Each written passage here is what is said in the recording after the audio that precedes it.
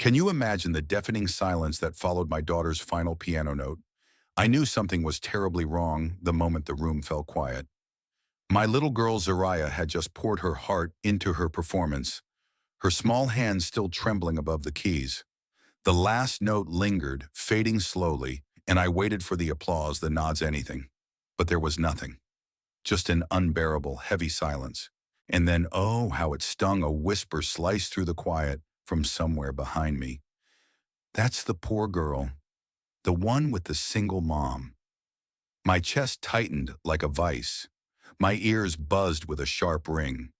I couldn't even turn to face the voice. I was frozen, my hands clutching the edge of my seat as if it could hold me together. Zariah, my 9-year-old treasure, had given everything at her school's annual talent show last night.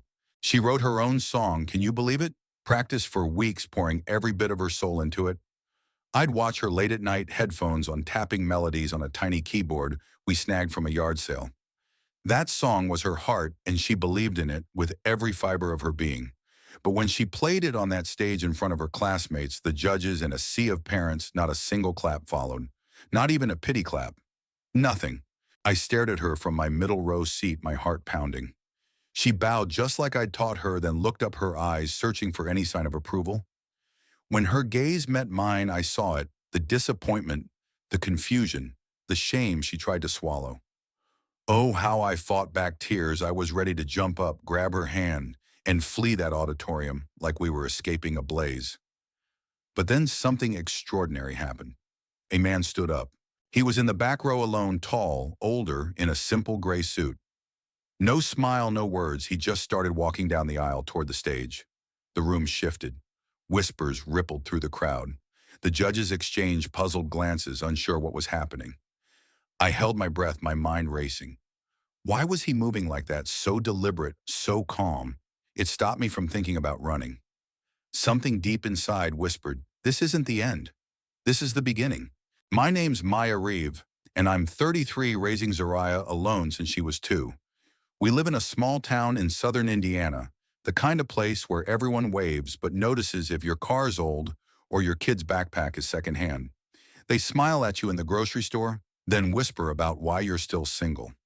I've been here my whole life, blending in most days, but moments like that, talent show, they remind me I don't quite fit. I work 2 jobs, you know. By day, I'm a janitor at the middle school scrubbing floors.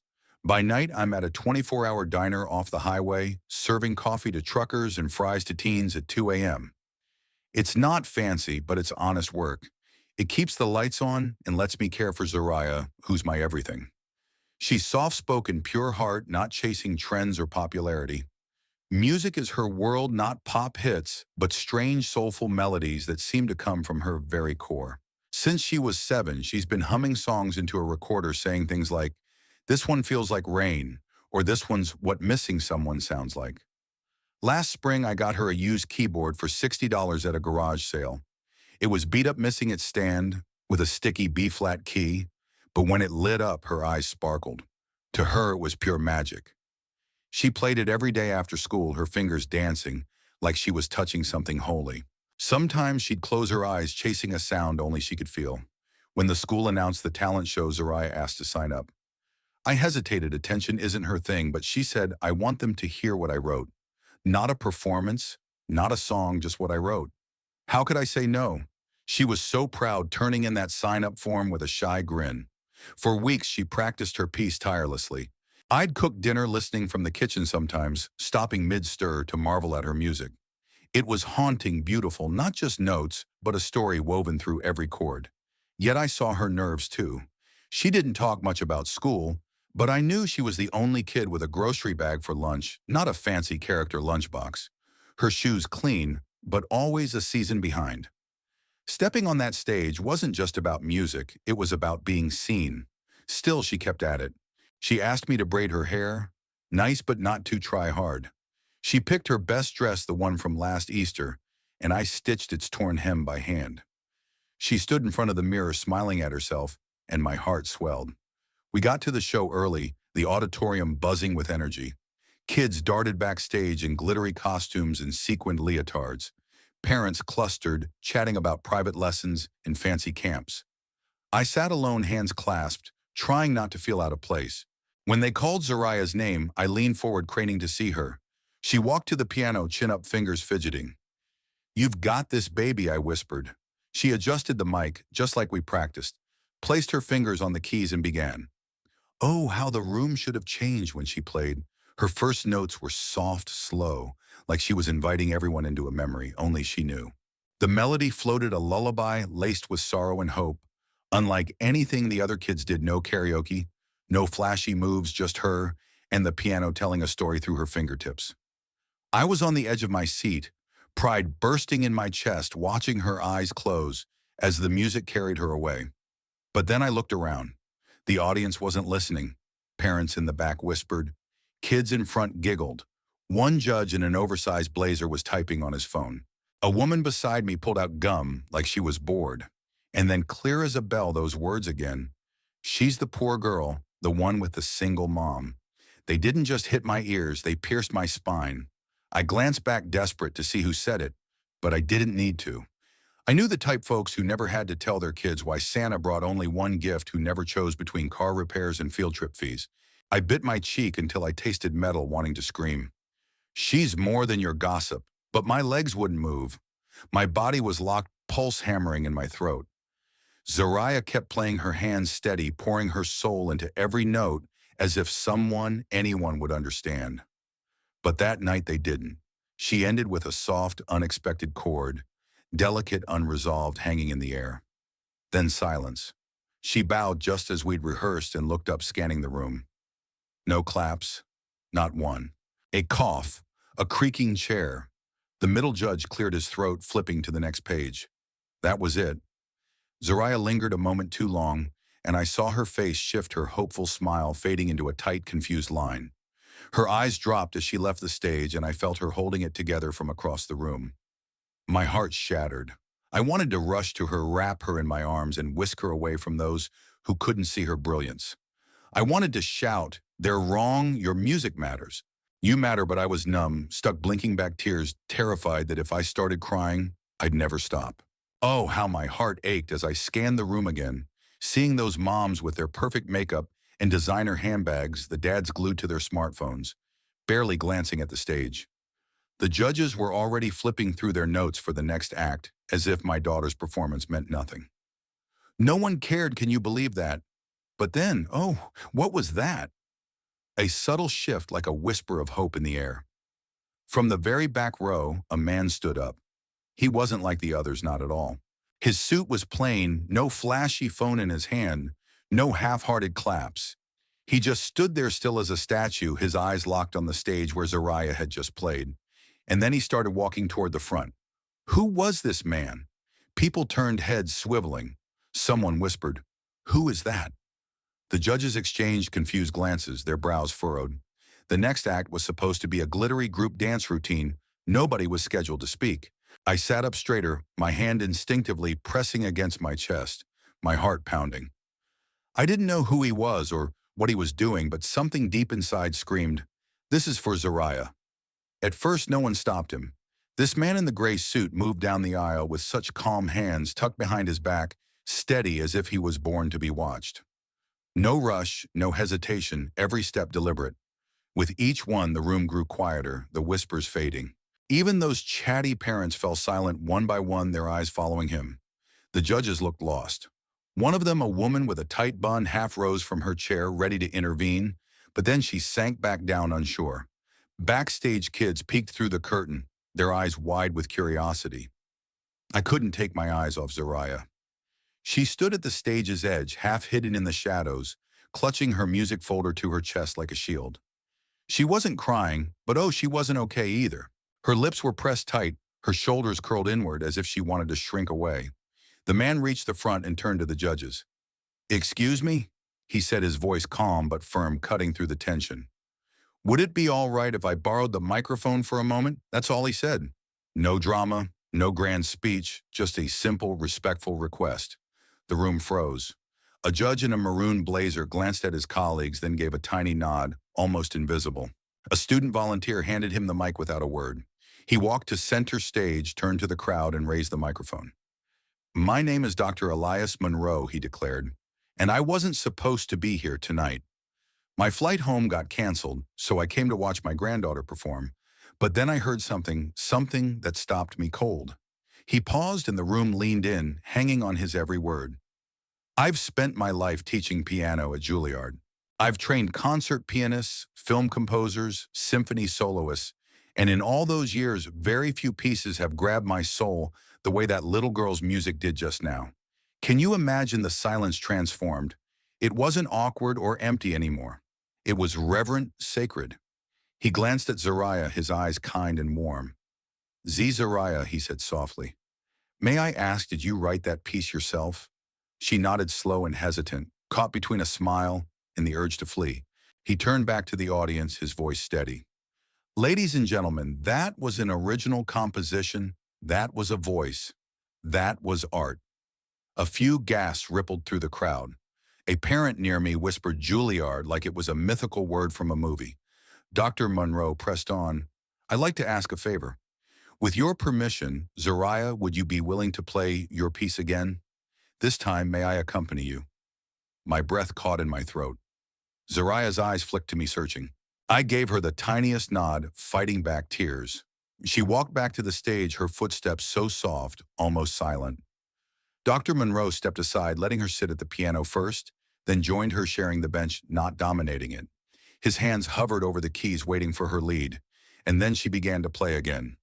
Oh, this time her notes weren't small or timid. With Dr. Monroe's gentle chords weaving beneath hers, her melody soared like it had found a voice that had been waiting to echo it all along. He didn't overpower her. No, he followed her, supported her, lifting her music like a pair of wings. The room changed. The giggles stopped. Parents leaned forward, eyes wide. The judges set down their pens, fully present. No one dared look away. When they hit the final note, there was a moment of perfect stillness, like the world held its breath. And then, oh, the auditorium exploded. The entire crowd stood. Applause, applause. Crashed like a tidal wave. Shouts, whistles, hands clapping until they stung. People who hadn't even noticed Zariah before were on their feet cheering like she'd won a national award. Phones were out recording every second. I saw a judge wipe tears from her eyes. I stood too, clapping so hard my palms burned, tears blurring my vision. And Zariah, she turned to Dr. Monroe and gave him the smallest, most genuine smile I've ever seen. In that moment, she wasn't the poor girl anymore. She was a musician, truly seen. I knew everything had changed. As the applause began to fade, Zariah sat there, hands resting in her lap, her eyes wide, not with fear, but with wonder, like she was seeing the auditorium for the first time. Dr. Monroe leaned in, whispering something private, and she nodded, then stood bowing again. But this time it wasn't shy. It was proud, deliberate, her chin high. The room gave her everything it had denied her before. As they left the stage together, people turned, whispering, "Who is she?" Parents who'd ignored us at school. Pickups craned their necks for a better look. Kids stared in awe. A judge even followed her backstage, clipboard in hand, grinning like she'd found a treasure. I stood there, still clapping, my heart pounding, tears streaming. I didn't care what anyone thought of me. All I saw was my daughter, seen not for what we lacked, but for who she was. When she came off the stage, she ran into my arms. I did it, she whispered into my chest. I couldn't speak, just held her tighter, my heart bursting. Dr. Monroe approached, smiling warmly. He offered his hand, but before I could shake it, he said, "Your daughter has an extraordinary gift, one I rarely see." That was more than talent. It was truth. I found my voice choking out. "Thank you. Thank you for seeing her, for giving her this moment." He nodded gently. "It wasn't mine to give. She created it. I just made sure no one missed it." Then he pulled a card from his coat pocket, embossed with his name and a New York address. "If you're open to it," he said, "I'd like to connect her with a youth arts foundation I work with. They offer weekend intensives and private mentorship for gifted young composers. No audition needed. I've heard enough." I was stunned. I stared at the card, then at him. "She's never had a formal lesson," I admitted. "We can't afford much right now." He smiled. "That's not a problem. This is about access. She deserves to be nurtured." Not just noticed. Zariah looked at me, her eyes asking permission. I nodded, fighting tears. "Say thank you, baby. Thank you." she said, her voice small but firm. Dr. Monroe tipped his head and melted back into the crowd. That night at home, Zariah refused to take off her dress. She sat on the living room floor, keyboard in her lap, humming something new. I brought cereal bowls, too drained to cook, and we ate cross-legged on a blanket like a picnic under the ceiling fan. She played a few bars of her new song and looked up. "Do you think I can really go to the place?" The music man said. I tucked a curl behind her ear. "You already did, sweetheart." It's been 5 months since that night when Zariah changed everything by being herself. We still live in our small house. I still juggle my 2 jobs, bringing home diner leftovers when I can. Zariah still wears secondhand shoes sometimes. But oh, how things feel different. Not because we have more money or stuff, but because my daughter sees herself anew. Since that night, she's been attending weekend mentorship sessions at a music conservatory an hour away, nurturing her incredible gift. Can you feel the magic of a pre-dawn drive, chasing dreams in the quiet? Every Saturday, Zariah and I are up before sunrise. The world's still sleepy. I pack a thermos of hot cocoa. Oh, its warmth is our little hug on the road. We drive together, just us, soft music, humming, her face glued to the window, watching Indiana's cornfields blur by. She's not that scared girl who faced a silent stage anymore. Now she's bursting with talk of dynamics, layering the heart tug of a minor chord. Can you believe it? Her teachers gush that her compositions have a depth rare, even in kids twice her age. She still plays that first song, the one nobody limb clapped for, but now it's bold, confident, not louder, just richer, like she owns every note, and she does. I've changed too. You know, I used to think we had to stay small, quiet, grateful, dodging judgment. I thought shielding Zariah from failure or being other was enough. How wrong was I? She didn't need protection, she needed permission. Permission to be heard, to claim space, to trust her voice, even if the room stayed silent. I nearly let her believe that silence meant she wasn't enough. But one stranger, Dr. Monroe, saw her light and changed everything. It wasn't luck or a miracle. It was his choice to truly hear her music, to amplify her quietly, powerfully. Not to save her, but to lift her up. Isn't that all it takes sometimes? One person who listens deeply, who stands when others sit, who tells a child, "You're not invisible." That night didn't flip our lives overnight, but it gave Zariah something priceless. Belief in her worth. It gave me something too. Our story doesn't end with silence. No claps. You keep playing. Someone someday might hear you, and that could change everything. Now, when Zariah's fingers touch the keys, I don't care who's watching. She's not playing to impress. She's telling her truth. Isn't that the music the world craves? If this story hit your heart, stirred memories of being unseen or finally noticed, like the video, share it with someone who needs to know quiet voices matter. Comment below. Tell me who stood up for you. When did you find your voice? I read every word. For more heart-tugging stories, subscribe. Thanks for watching, caring, and most of all, listening.